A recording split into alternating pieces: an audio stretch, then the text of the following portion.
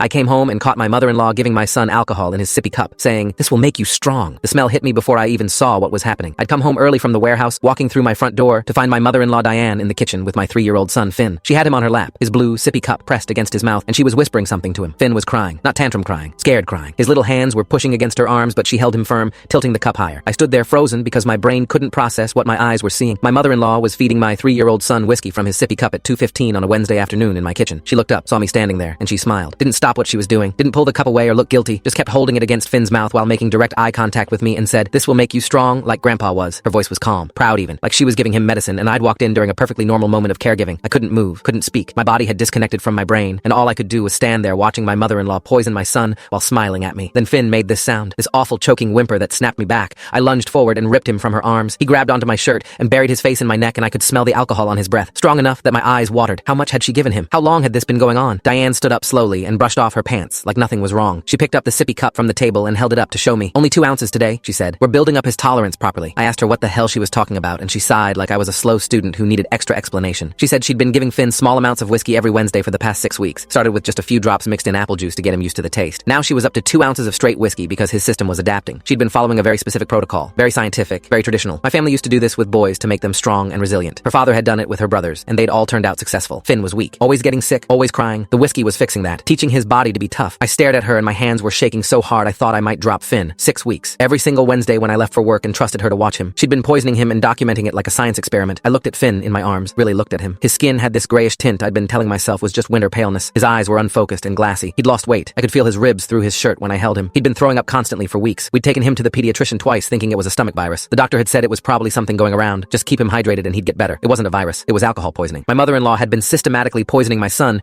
and we'd been taking him to doctors who told us it was normal childhood illness. Diane was still talking, explaining her methods like she was giving me a recipe. She said modern parents were too soft, too afraid of letting children experience discomfort. That's why this generation was weak. Her generation understood that you had to harden children early, build their tolerance to pain and sickness and discomfort. The whiskey was just the first step. There were other traditional methods she'd planned to introduce once his alcohol tolerance was established. She said it so casually, like there was a whole curriculum of abuse she'd mapped out for my son. I told her I was calling 911 and she laughed, actually laughed. Then she pulled out her phone and held it up to show me her screen. And what happened next changed everything. Full story is linked below or on my channel.